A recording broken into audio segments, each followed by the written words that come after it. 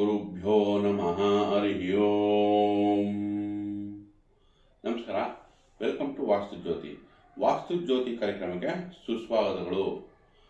ಒಂದು ಶುಭ ವಿಷಯ ಏನಂದರೆ, ಈಗ ನಮ್ಮ ಮಾಧ್ಯಮ ಅಂದರೆ ನಮ್ಮ ಈ ಚಾನಲ್ ಏನಾಗ್ತಿದೆ, ಮಾನಿಟೈಸ್ ಆಗ್ತಾ ಇದೆ. ಸೊ ನಿಮ್ಮ ಎಲ್ಲರ ಸಹಾಯ ಮತ್ತು ನಿಮ್ಮೆಲ್ಲರ ಆಶೀರ್ವಾದದಿಂದ ಈ ಚಾನಲ್ ಮಾನಿಟೈಸ್ ಆಗ್ತಾ ಇದೆ. ಸೊ ತಮ್ಮೆಲ್ಲರಿಗೂ ಅಭಿನಂದನೆಗಳು, ಧನ್ಯವಾದಗಳು. ಈಗ ವಾರ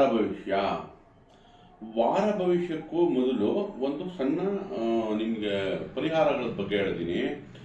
ಯಾವುದೇ ಕೆಲಸಗಳು ನಿಧಾನ ಆಗ್ತಾ ಇದೆ ಅಂತಂದರೆ ನಿಮ್ಮ ಮನೆ ದೇವರ ಹೆಸರಲ್ಲಿ, ಅಂದರೆ ಒಂದು ಈಗ ವ್ರತ ಅಥವಾ ಒಂದು ನಿಯಮ ಅಂತ ಕರಿತೀವಲ್ಲ, ಹಾಗೆ ನಿಮ್ಮ ಮನೆ ದೇವರ ಹೆಸರಲ್ಲಿ ಒಂದು ಪರ್ಟಿಕ್ಯುಲರ್ ಟೈಮ್ ಸೆಟ್ ಮಾಡ್ಕೊಳ್ಳಿ. ಬೆಳಗ್ಗೆನೋ ಸಾಯಂಕಾಲನೋ ಮಿಸ್ ಮಾಡ್ದಂಗೆ, ಅಂದರೆ ತಪ್ಪಿಸ್ದಂಗೆ 48 ದಿನಗಳ ಕಾಲ ಒಂದು ದೀಪ ಅಂಟಿಸಿ ಒಂದು 108 ಬಾರಿ ಮನೆ ದೇವರನ್ನ ನೆನೆಸ್ಕೊಳ್ಳಿ, ಅಂದರೆ ಜಪ ಮಾಡಿ. ಸೊ 49ನೇ ದಿನದ ಒಳಗಡೆ ಆಗಿ ನಿಮ್ಗೆ ಆ ಕೆಲಸ ಆಗುತ್ತೆ. ಈ 48 ದಿನಗಳ ವ್ರತ ಮಾಡಿ. ಈಗ ವಾರ ಭವಿಷ್ಯ ತಗೊಂಡಾಗ ನಮಗೀಗ ಮೇ 3ರಿಂದ ಮೇ 10ನೇ ತಾರೀಕು ತನಕ ಈ ದ್ವಾದಶ ರಾಶಿಗಳ ಫಲಗಳ ಬಗ್ಗೆ ತಿಳ್ಕೊಳ್ಳೋಣ. ಅದಕ್ಕೂ ಮುಂಚೆ ಗ್ರಹಗಳ ಗೋಚಾರ, ಯಾವ ಗ್ರಹಗಳು ಯಾವ ಪರಿಸರ ಅಂದರೆ ಯಾವ ರಾಶಿಯಲ್ಲಿ ಗೋಚಾರ ಮಾಡ್ತಾ ಇದೆ ಅಂತ. ಮೊದಲನೇದಾಗಿ ಸೂರ್ಯ ಉಚ್ಚ ಸ್ಥಿತಿಯಲ್ಲಿ ಬುಧನೊಂದಿಗೆ ಮೇಷರಾಶಿಯಲ್ಲಿ ಸಂಚಾರ ಮಾಡ್ತಾ ಇದೆ. ಈಗ ಮೀನರಾಶಿಯಲ್ಲಿ ನಮಗೆ ಕುಜ ಶನಿ ಯುತಿಯಾಗಿದೆ. ಸೊ ಇಬ್ಬರು ಶತ್ರುಗಳು ಮೀನರಾಶಿಯಲ್ಲೇ ಕೂತಿದ್ದಾರೆ. ಹಾಗೆಯೇ ನಮಗೆ ಮಿಥುನ ರಾಶಿಯಲ್ಲಿ ಗುರು ಸಂಚಾರ, ಹಾಗೆ ಶುಕ್ರನು ಸ್ವಸ್ಥಾನದಲ್ಲಿ ವೃಷಭ ರಾಶಿಯಲ್ಲಿ ಸಂಚಾರ. ಇನ್ನು ಸಿಂಹರಾಶಿಯಲ್ಲಿ ಕೇತು ಸಂಚಾರ, ಹಾಗೆ ಕುಂಭರಾಶಿ ವಾಯು ತತ್ವದಲ್ಲಿ ರಾಹು ಸಂಚಾರ ಮಾಡ್ತಾ ಇದೆ. ಸೊ ಈಗ ನಮಗೆ ರಾಹು ಕಂಫರ್ಟಬಲ್ ಆಗಿದೆ ವಾಯು ತತ್ವದಲ್ಲಿ. ಹಾಗೆ ಅಗ್ನಿ ತತ್ವದಲ್ಲಿ ಕೇತು ಕೂಡ ಪರಿಸರ ಚೆನ್ನಾಗಿದೆ. ಕೇತುಗೆ ನಮಗೆ ಇಲ್ಲಿ ಕುಜ ಶನಿ ಯುತಿ ಒಂದೇ ಸ್ವಲ್ಪ ಡಿಸ್ಟರ್ಬೆನ್ಸ್ ಕೊಡ್ತಾ ಇರೋದು, ಇಬ್ಬರು ಎನಿಮೀಸು. ಬಟ್ ಆದರೆ ಯಾರ್ಯಾರು ಫ್ಯಾಕ್ಟ್ರಿಯಲ್ಲಿ ಕೆಲಸ ಮಾಡ್ತೀರಾ, ಆರ್ಕಿಟೆಕ್ಚರು, ಭೂಮಿ ರಿಲೇಟೆಡ್ಡು, ರಿಯಲ್ ಎಸ್ಟೇಟು, ಇಂಥವ್ರಿಗೆ ಏನಂತ ತೊಂದರೆಗಳಿಲ್ಲ. ಜನರಲ್ ಆಗಿರೋರಿಗೆ ಸ್ವಲ್ಪ ಕೆಲಸದಲ್ಲಿ ಡಿಸ್ಟರ್ಬೆನ್ಸ್ ಬರೋ ಚಾನ್ಸ್ ಇರುತ್ತೆ. ಯಾಕೆಂದರೆ ಶನಿ ಕರ್ಮಕಾರಕ, ಕುಜ ಭ್ರಾತೃ ಧೈರ್ಯಕ್ಕೆ ಕಾರಕ, ಶನಿ ನಿಧಾನ, ಕುಜ ಬೇಗ ಅರ್ಜೆಂಟ್ ಮಾಡುತ್ತೆ. ಸೊ ಅದು ಹಾಗಾಗಿ ಸ್ವಲ್ಪ ಎಲ್ಲರೂ ಕೂಡ ಈ ಸಮಯದಲ್ಲಿ ಕರ್ಮಕ್ಷೇತ್ರಗಳು ಅಂದರೆ ಕೆಲಸಗಳಲ್ಲಿ ಸ್ವಲ್ಪ ನಿಧಾನವಾಗಿ ನಡ್ಕೊಂಡು ಹೋದರೆ ಉತ್ತಮ ಅಂತ ಹೇಳ್ಬೋದು. ಈಗ ನಮಗೆ ಪರಿಸರ ತಿಳ್ಕೊಂಡ್ವಿ. ಈಗ ನಮಗೆ ಈ ವಾರದಲ್ಲಿ ಶುಭ ದಿನಗಳು ಯಾವುದು, ನಾವು ಶುಭ ಕಾರ್ಯ ಮಾಡಬೇಕು, ಆಫೀಸ್ ಓಪನ್ ಮಾಡಬೇಕು ಅಥವಾ ಯಾವ್ದಾನ ಶುಭ ಕಾರ್ಯಗಳು ಮಾಡ್ಕೋಬೇಕು ಅಂತಂದರೆ ಯಾವ ದಿನ ಉತ್ತಮ ಅಂತ. ಮೊದಲನೇದಾಗಿ ನಮಗೆ ಮೇ 3 ದ್ವಿತೀಯ ಬೀಳುತ್ತೆ ವಿಶಾಖ ನಕ್ಷತ್ರ ಭಾನುವಾರ, ಅವತ್ತಿನ ದಿನ ಶುಭ ಕಾರ್ಯ ಮಾಡ್ಕೋಬೋದು. 4ನೇ ತಾರೀಕು ತೃತೀಯ ಅನುರಾಧ ನಕ್ಷತ್ರ ಸೋಮವಾರ ಬೀಳುತ್ತೆ, ಅವತ್ತಿನ ದಿನ ಮಾಡ್ಕೋಬೋದು. 7ನೇ ತಾರೀಕು ಪಂಚಮಿ ಪೂರ್ವಾಷಾಢ ನಕ್ಷತ್ರ ಗುರುವಾರ ಬೀಳುತ್ತೆ, ಖಂಡಿತ ಅವತ್ತಿನ ಕೂಡ ನೀವು ಶುಭ ಕಾರ್ಯಗಳನ್ನ ಮಾಡ್ಕೋಬೋದು. ಈಗ ನಮಗೆ ದ್ವಾದಶ ರಾಶಿ ಫಲಗಳು. ಸಿಂಹರಾಶಿ ನೋಡಿ, ಸಿಂಹರಾಶಿಯವರಿಗೆ ಪಂಚಮದಲ್ಲಿ ಚಂದ್ರ ಸಂಚಾರ ಮಾಡ್ತಾ ಇದೆ, ಮತ್ತೆ ವಾರಾಂತ್ಯದಲ್ಲಿ 6ನೇ ಮನೆಗೆ ಹೋಗುತ್ತೆ. ಪಂಚಮದಲ್ಲಿ ಸಂಚಾರ ಮಾಡ್ತಿದ್ದಾಗ 12ನೇ ಮನೆ ಅಧಿಪತಿ. ಸ್ವಲ್ಪ ಪ್ರೀತಿ ಪ್ರೇಮ ಸಾಮರಸ್ಯದಲ್ಲಿ ನಿಧಾನ ಆಗ್ಬೋದು. ಮಕ್ಕಳ ವಿಚಾರದಲ್ಲಿ ಏನೋ ಸಣ್ಣ ಪುಟ್ಟ ಖರ್ಚು ಬರ್ಬೋದು. ಬಟ್ ಆದರೆ ವಾರಾಂತ್ಯದಲ್ಲಿ ಅದು ಶುಭ ಫಲನೇ ನೀಡುತ್ತೆ ನಿಮಗೆ. ನಂತರ ನಮಗೆ ಕುಜ ಮತ್ತು ಶನಿ ಅಷ್ಟಮದಲ್ಲಿದೆ. ಯಾವಾಗ ಕುಜ ಶನಿ ಅಷ್ಟಮದಲ್ಲಿರುತ್ತೋ ನೋಡಿ, ಭಾಗ್ಯಾಧಿಪತಿನೂ ಆಗುತ್ತೆ, 4ನೇ ಮನೆ ಅಧಿಪತಿನೂ ಆಗುತ್ತೆ. ಹಾಗಾಗಿ ಈ ವಿಷಯಗಳಲ್ಲಿ ನಿಧಾನ ಆಗೋ ಚಾನ್ಸ್ ಇರುತ್ತೆ.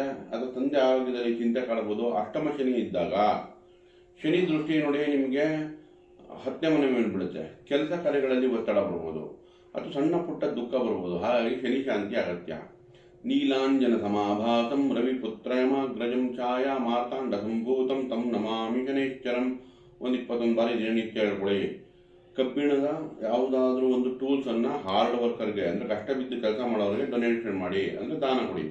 ಹಾಗೆ ಕುಜುಂಗೋಸ್ಕರ ಅಣ್ಣ ತಮ್ಮಂದ್ರನ್ನ ಈ ಮಂಗಳವಾರ ಕರೆದು ಏನಾದರೂ ಒಂದು ಸಿಹಿ ತಿಂಡಿ ಕೊಡೋದು, ಒಂದು ಗಿಫ್ಟ್ ಕೊಡೋದು, ಅಥವಾ ಲಕ್ಷ್ಮೀ ನರಸಿಂಹಸ್ವಾಮಿ ಆರಾಧನೆ ಮಾಡೋದು, ಸುಬ್ರಹ್ಮಣ್ಯನ ಆರಾಧನೆ ಮಾಡೋದು, ಸುಬ್ರಹ್ಮಣ್ಯನ ದೇವಸ್ಥಾನಕ್ಕೆ ಹೋಗಿ ತೊಗರಿಬೇಳೆ ಬೆಲ್ಲವನ್ನು ದಾನ ಕೊಡೋದು. ಇದರಿಂದ ನಿಮಗೆ ಸುಬ್ರಹ್ಮಣ್ಯಂದು ಪರಿಹಾರ ಆಗುತ್ತೆ. ಇನ್ನು ನಿಮ್ಮ ರಾಶ್ಯಾಧಿಪನೆ ಭಾಗ್ಯದಲ್ಲಿ ಉಚ್ಚ ಸ್ಥಾನದಲ್ಲಿದೆ, ಅದು ನಿಮಗೆ ಪ್ಲಸ್ ಪಾಯಿಂಟ್ ಆಯಿತು. ಸೊ ಇದರಲ್ಲಿ ಏನೇ ತೊಂದರೆಗಳಿದ್ರೂ ಸೂರ್ಯ ಒಬ್ಬನೇ ನಿಮಗೆ ಬ್ಯಾಲೆನ್ಸ್ ಮಾಡಿಬಿಡುತ್ತೆ. ಬುಧನ ಜೊತೆ ಸೇರ್ಕೊಂಡಿದೆ ಅಂದರೆ 11ನೇ ಮನೆ ಅಧಿಪತಿ ಜೊತೆ ಸೇರಿಕೊಂಡಾಗ ವ್ಯಾಪಾರ, ವ್ಯವಹಾರ ಅಥವಾ ಕಮ್ಯುನಿಕೇಷನ್ನು ಈ ಎಲ್ಲ ರೀತಿಯೂ ಲಾಭದಾಯಕವಾಗಿದೆ. ಬಟ್ ಆದರೂ ಕೂಡ ಭಾಗ್ಯದಲ್ಲಿ ಬುಧ ಅಂತ ಗೋಚಾರದಲ್ಲಿ ಲಾಭ ಕೊಡಲ್ಲ. ಹಾಗಾಗಿ ಬುಧ ಶಾಂತಿ ಅಗತ್ಯ. ಸೋದರ ಮಾವನಿಗೆ ಏನಾದರೂ ಸಿಹಿ ತಿಂಡಿ ಕೊಡೋದು, ಅಥವಾ ವಿಷ್ಣು ಸಹಸ್ರನಾಮ ಹೇಳೋದು, ಅಥವಾ ನಾರಾಯಣನ ದೇವಸ್ಥಾನಕ್ಕೆ ಭೇಟಿ ಕೊಟ್ಟು ಅಲ್ಲಿ ನಿಮ್ಮ ಹೆಸರು ಅರ್ಚನೆ ಮಾಡಿಸೋದು, ಇದರಿಂದ ಬುಧ ಬ್ಯಾಲೆನ್ಸ್ ಆಗುತ್ತೆ. ಇನ್ನು ಕರ್ಮಸ್ಥಾನ 10ನೇ ಮನೆಯಲ್ಲಿ ಶುಕ್ರ ಸ್ವಸ್ಥಾನದಲ್ಲಿದೆ, ನಿಮಗೆ 3ನೇ ಮನೆ ಅಧಿಪತಿ. ಕೆಲಸ ಕಾರ್ಯಗಳಲ್ಲಿ ವ್ಯಾಪಾರ ವ್ಯವಹಾರ ಹಣಕಾಸುಗಳೆಲ್ಲ ತುಂಬ ಚೆನ್ನಾಗಿ ರಿಸಲ್ಟ್ ಕೊಡುತ್ತೆ. ಬಟ್ ಪ್ರೀತಿ ಪ್ರೇಮ ಸಾಮರ್ಥ್ಯದಲ್ಲಿ ಅಥವಾ ಜಾಗ ಬದಲಾವಣೆ, ಕೆಲಸದಲ್ಲಿ ಏನಾನ ಬದಲಾವಣೆಗಳು ಮಾಡ್ಬೋದು. ನಂತರ ನಮಗೆ 11ರಲ್ಲಿ ಗುರು 3ನೇ ಮನೆ ಮೇಲೆ ದೃಷ್ಟಿ ಬೀಳುತ್ತೆ, ಹಾಗೆ 6ನೇ ಮನೆ ಮೇಲೆ ಕೂಡ ದೃಷ್ಟಿ ಬೀಳುತ್ತೆ.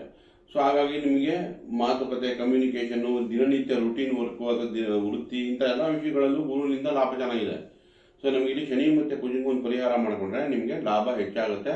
ಈ ವಾರದಲ್ಲಿ ಮಿಶ್ರ ಫಲ ಅಂತ ಹೇಳ್ಬೋದು, ಒಳ್ಳೆಯದಾಗಲಿ. ಇನ್ನು ಕನ್ಯಾ ರಾಶಿ. ಕನ್ಯಾ ರಾಶಿಯಲ್ಲಿ ಚಂದ್ರ 4 ಮತ್ತು ಪಂಚಮದಲ್ಲಿ ಸಂಚಾರ ಮಾಡುತ್ತೆ. 11ನೇ ಮನೆ ಅಧಿಪತಿ.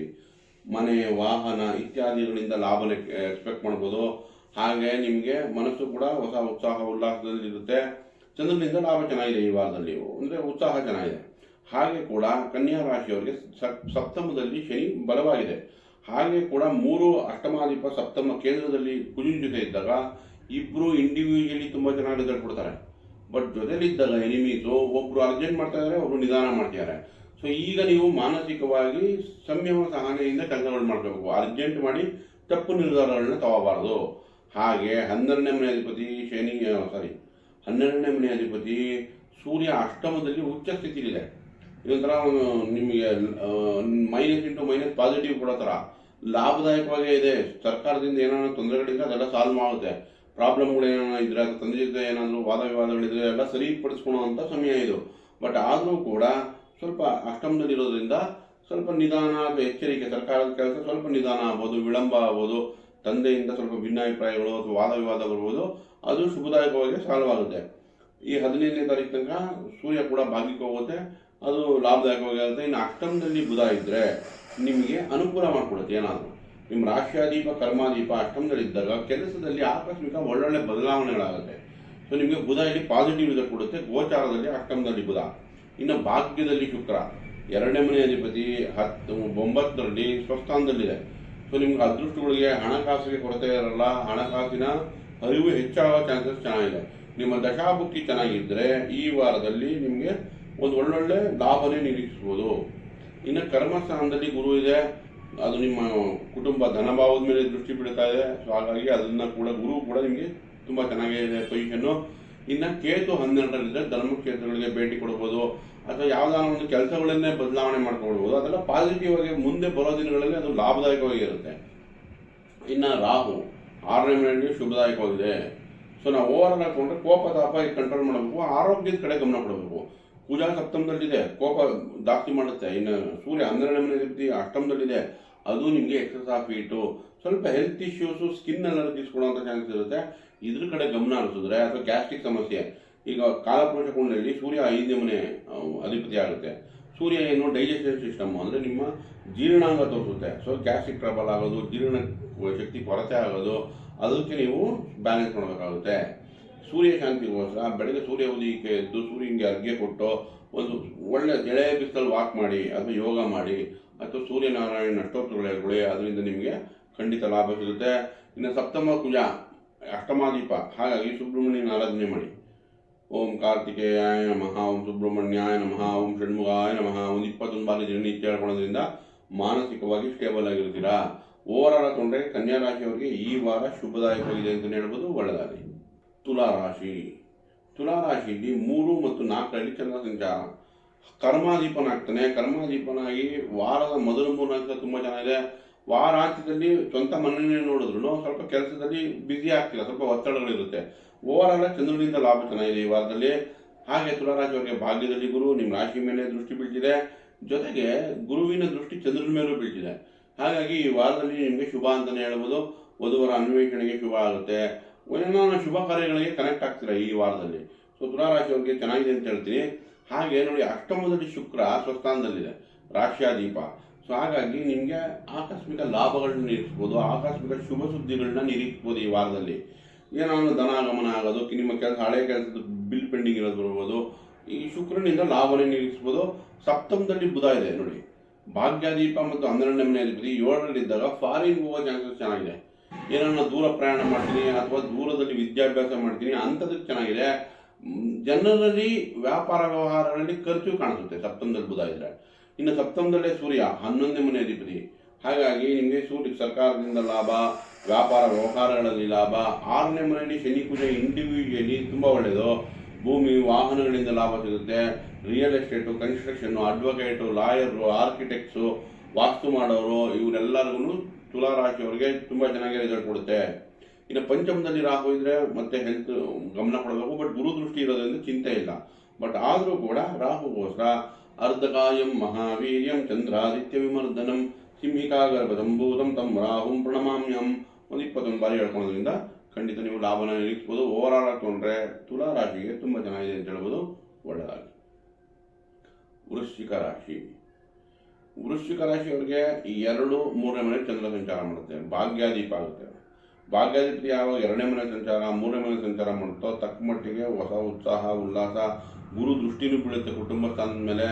ಹಾಗಾಗಿ ಸ್ವಲ್ಪ ಲಾಭನೇ ನಿರೀಕ್ಷಿಸ್ಬೋದು. ಬಟ್ ಅಷ್ಟಮ ಗುರು ಅಲ್ವಾ, ಹಾಗಾಗಿ ಕುಟುಂಬಕ್ಕೆ ಖರ್ಚು ಮತ್ತು ಒತ್ತಡನೂ ಕಾಣಿಸುತ್ತಿದ್ರ ಪ್ರಕಾರ ಈ ವಾರದಲ್ಲಿ ಸ್ವಲ್ಪ ಖರ್ಚು ಹೆಚ್ಚಿಗೆ ಕಾಣುತ್ತೆ. ಅದಕ್ಕೆ ಚಂದ್ರ ಪರಿಹಾರ ಅಗತ್ಯ. ಅಥವಾ ಗುರು ಅಷ್ಟಮದಲ್ಲಿರೋದ್ರಿಂದ ಶಿವನ ಆರಾಧನೆ ಮಾಡೋದಾಗಲಿ, ಅಥವಾ ಈ ಗುರುವಾರ ರಾಯರದ ಮಠಕ್ಕೆ ಭೇಟಿ ಕೊಟ್ಟು ಅಲ್ಲೊಂದು 5 ನಿಮಿಷ ಕೂತ್ಕೊಂಡು ಬನ್ನಿ, ಅದು ನಿಮಗೆ ಲಾಭದಾಯಕವಾಗಿರುತ್ತೆ. ನಂತರ ಕಡಲೆ ಉಷ್ಣಿನೋ ಅಥವಾ ಕಡಲೆಯಲ್ಲಿ ಏನೋ ಮಾಡಿಸಿ ಅದನ್ನು ನೀವು ಗುರುವಾರದಂದು ಶಿವನ ದೇವಸ್ಥಾನದಲ್ಲಿ ಹಂಚೋದ್ರಿಂದ ಅಥವಾ ಸೋಮವಾರ ಹೋಗಿ ಹಂಚೋದ್ರಿಂದ ಖಂಡಿತ ಲಾಭದಾಯಕವಾಗಿರುತ್ತೆ. ಗುರು ಸಮಾನವರಿಗೆ ಹಳದಿ ವಸ್ತ್ರ ಕೊಡೋದು ಅಥವಾ ನಿಮ್ಮ ಅಡಿಗೆಯಲ್ಲೇ ಒಂದು ಚಿಟಿಕೆ ಅರಿಶಿನ ಯೂಸ್ ಮಾಡಿ, ಅದು ಕೂಡ ಬ್ಯಾಲೆನ್ಸ್ ಮಾಡುತ್ತೆ. ಹಳದಿ ತಿಲಕ ಇಟ್ಕೊಂಡು ಮಾಡೋದು ಅದು ಕೂಡ ಬ್ಯಾಲೆನ್ಸ್ ಮಾಡುತ್ತೆ. ಅದೇ ಥರನೇ ನಮಗೆ ಇವಾಗ ವೃಶ್ಚಿಕ ರಾಶಿಯವರಿಗೆ 4ನೇ ಮನೆ ರಾಹು. ತಾಯಿ ಬಗ್ಗೆ ಚಿಂತೆ, ಏನಾನ ಒಂದು ಒತ್ತಡಗಳಿರುತ್ತೆ, ತಾಯಿ ಬಗ್ಗೆ ಆಲೋಚನೆಗಳಿರುತ್ತೆ. ಅದು ನಿಮಗೆ ಪರಿಹಾರಕ್ಕೋಸ್ಕರ ರಾಹುಗೆ ಉದ್ದಿನ ಬೇಳೆಯನ್ನು ದುರ್ಗಾದೇವಿ ದೇವಸ್ಥಾನದಲ್ಲಿ ಕೊಡೋದು, ದುರ್ಗಾದೇವಿ ಆರಾಧನೆ ಮಾಡೋದು, ಅದು ನಿಮಗೆ ಲಾಭ ತಂದುಕೊಡುತ್ತೆ. ಪಂಚಮದಲ್ಲಿ ಕುಜ ಶನಿ ಯುತಿ. ಸೊ ಮಕ್ಕಳ ಜೊತೆ ವಾದ ವಿವಾದಗಳು, ಪ್ರೀತಿ ಪ್ರೇಮ ಸಾಮರಸ್ಯದಲ್ಲಿ ಭಿನ್ನಾಭಿಪ್ರಾಯ, ಹೆಚ್ಚಿನ ವಿದ್ಯಾಭ್ಯಾಸದಲ್ಲಿ ಅಬ್ಸ್ಟ್ರಕ್ಷನ್ಗಳು ಅಂದರೆ ಸ್ಲೋನೆಸ್ಸು, ನಿಧಾನ ಆಗುತ್ತೆ. ಹಾಗಾಗಿ ಶನಿ ಶಾಂತಿ ಕೂಡ ಅಗತ್ಯ. ಶನಿಗೋಸ್ಕರ ನೀವು ಎಳ್ಳೆಣ್ಣೆ ದೀಪ ಹಚ್ಚೋದಾಗಲಿ ಅಥವಾ ಯಾರನ್ನ ಹಾರ್ಡ್ ವರ್ಕರ್ಗೆ ಕಬ್ಬಿಣದ ಟೂಲ್ ಕೊಡಿಸೋದ್ರು ಕೂಡ ನಿಮಗೆ ಶನಿ ಶಾಂತಿ ಆಗುತ್ತೆ. ಇನ್ನು ಕುಜ ಜೊತೆಲಿ ಇರೋದ್ರಿಂದ ಅಣ್ತಮ್ಮಂದ್ರಿಗೆ ಏನಾದರೂ ಸಹಾಯ ಮಾಡಿ ವೃಶ್ಚಿಕ ರಾಶಿಯವರು, ಅದರಿಂದ ಕೂಡ ಕುಜ ಶಾಂತಿ ಆಗುತ್ತೆ. ನಿಮ್ಮ ರಾಶ್ಯಾಧಿಪನೇ ಆಗುತ್ತೆ ಮತ್ತು 6ನೇ ಮನೆ ಅಧಿಪತಿ ಆಗುತ್ತೆ. ಹಾಗಾಗಿ ಕೆಲಸ ಕಾರ್ಯ ಮತ್ತು ಆರೋಗ್ಯಕ್ಕೆ ಕುಜ ಶಾಂತಿ ಅಗತ್ಯ.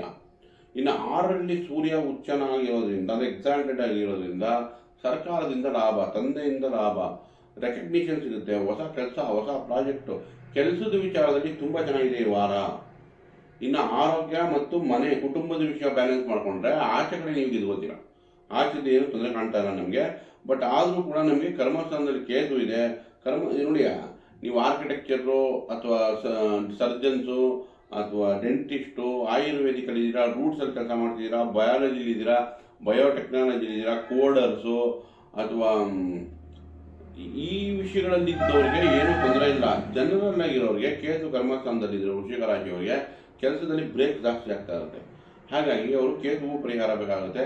ಕೇತುಗೇನು ಪರಿಹಾರ ಅಂತಂದರೆ ಬೀದಿನಾಗಿ ಆಹಾರ ಕೊಡೋದು, ಗಣೇಶನ ಆರಾಧನೆ ಮಾಡೋದು, ಗಣೇಶನ ಅಷ್ಟೋತ್ತರಗಳು ಹೇಳ್ಕೊಳ್ಳೋದು, ಅಥವಾ ದಿನನಿತ್ಯ 1-2 ಪೇಜ್ ಬರೆಯೋದು ಅಥವಾ ಧ್ಯಾನ ಮಾಡೋದು. ಇದೆಲ್ಲ ಇಂಟ್ರೋವರ್ಟ್ ಕೆಲಸಗಳು, ಇದೆಲ್ಲ ಕೇತುಗೆ ಬರುತ್ತೆ. ಹಾಗಾಗಿ ಓವರಾಲ್ ಆಗಿ ತೊಗೊಂಡ್ರೆ ಕೆಲಸ ಕಾರ್ಯಗಳು ತುಂಬ ಚೆನ್ನಾಗಿದೆ ಈ ವಾರ.